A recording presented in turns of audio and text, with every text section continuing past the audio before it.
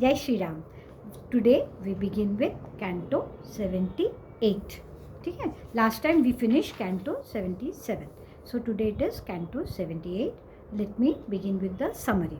While Bharat is contemplating to undertake a journey to meet Sri Ram, Shatrughan blames Lakshman for failing to restrain his father and forcibly prevent Sri Ram's exile.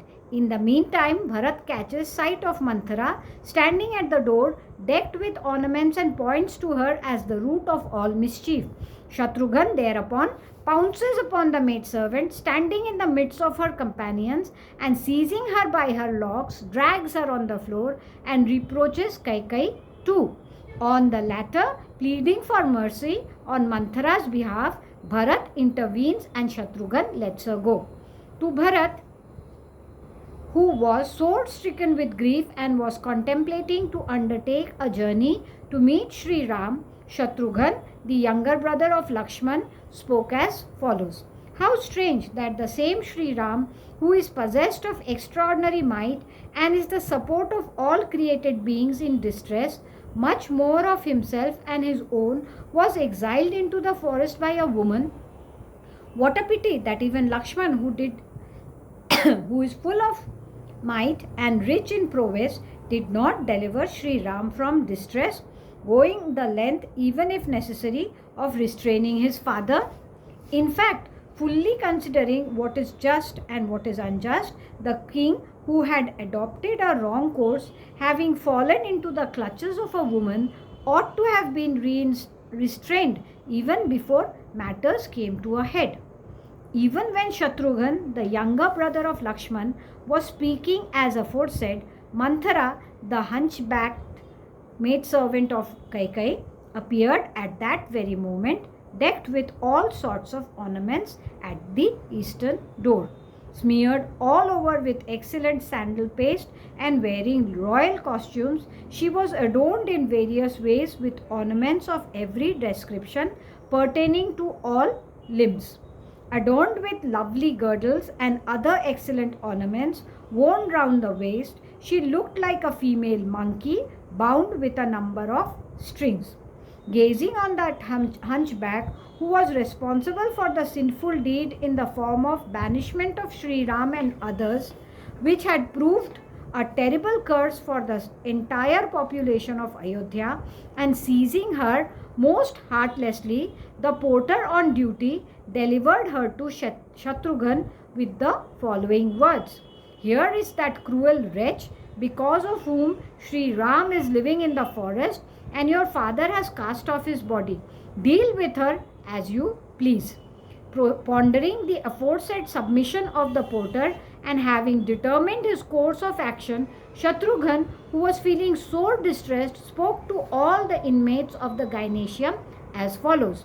Let this wench reap the fruit of her cruel deed, as acute agony has been caused by her to my brothers as well as to my father.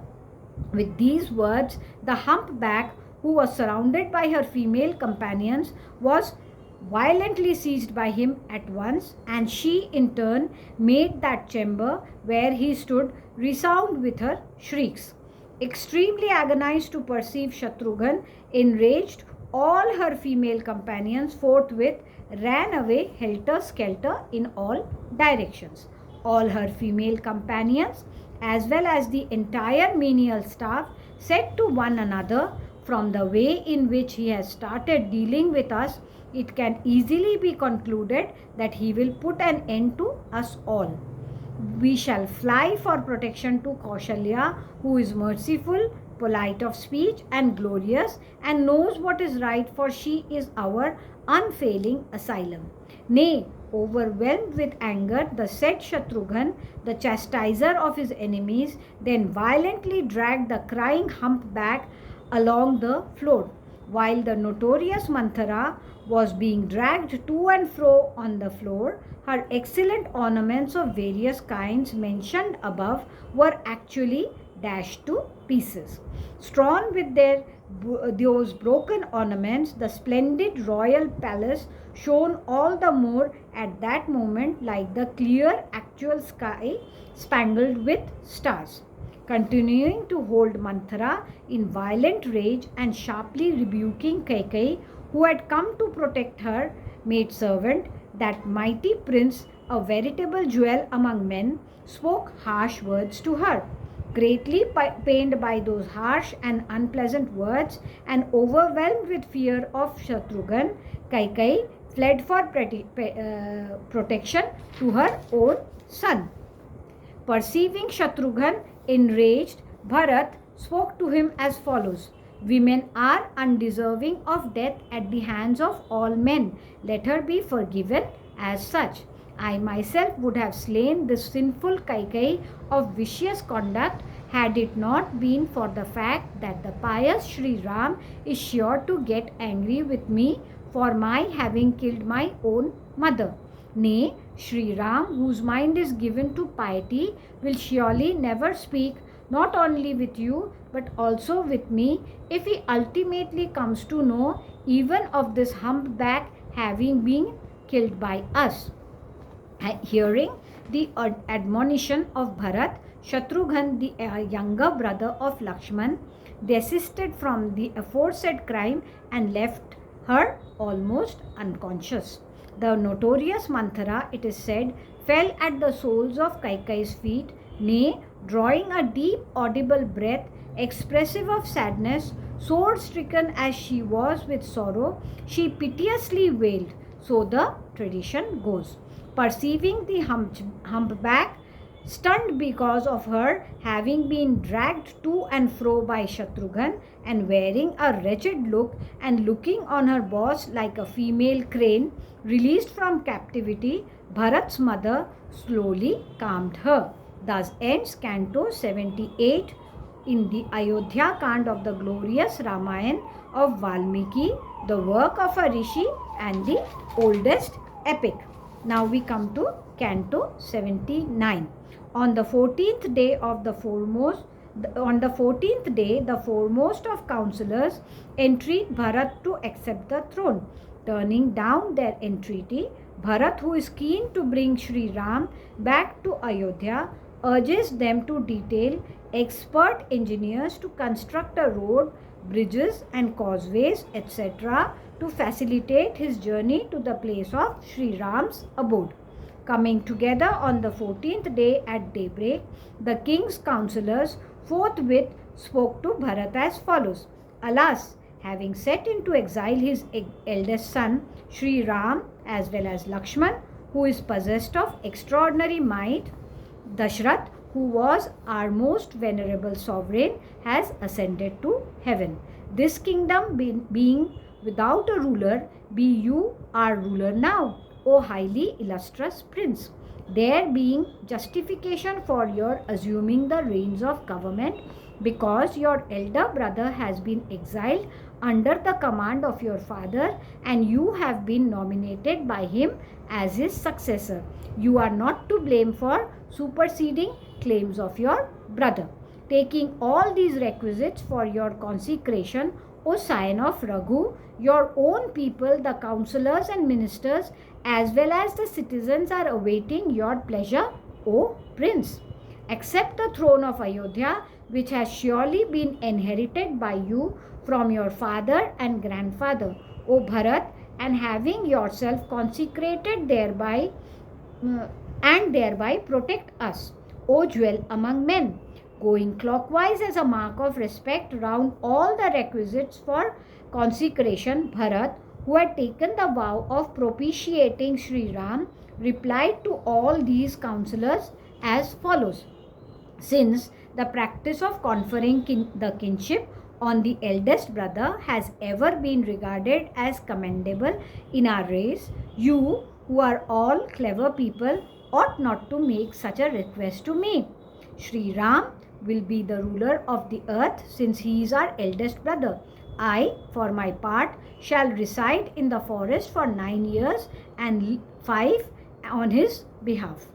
Let a large and exceptionally powerful army consisting of all 4 limbs be got ready to accompany me to the forest. I shall bring back in state my elder brother, Sri Ram, a scion of Raghu, from the forest. Placing in the van all these requisites, got together for the consecration ceremony, I shall proceed in the direction of the forest in order to meet Sri Ram. Having consecrated that tiger among men in the forest itself, I shall surely bring back Sri Ram to Ayodhya with honor, even as one would bring a sacred fire from a big fire sanctuary to one's own house. I shall not allow this so-called mother of mine to realize her ambition of seeing her son crowned king. I shall, on the contrary, reside in a forest difficult to cross while Sri Ram will be crowned king. Let a passage be carved by masons where there is none. Let uneven roads be levelled, and let guards knowing the difficult and narrow passages duly follow us. To the above mentioned Prince Bharat, who was talking as aforesaid in the interest of Sri Ram, all the counsellors made the following agreeable and excellent reply. Let the goddess of fortune, known by the name of Padma, so called because she has her abode in a bed of lotuses, ever be with you, who are speaking in this strain and seek to restore the sovereignty of the globe to the eldest prince, Sri Ram. The Prince Bharat rejoiced to hear the excellent benediction poured by the counsellors into his ears. Nay, teardrops born of excessive delight and gratitude towards them flowed from the eyes of Bharat, whose countenance too was lit up with joy.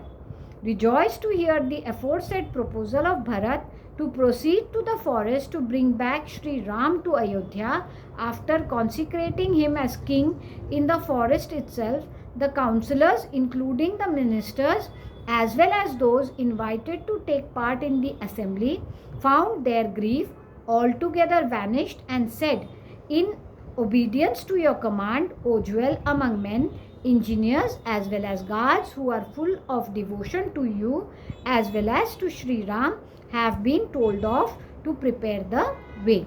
Thus ends Canto 79 in the AYODHYAKAND of the glorious Ramayan of Valmiki, the work of a Rishi and the oldest epic. Jai Shri Ram.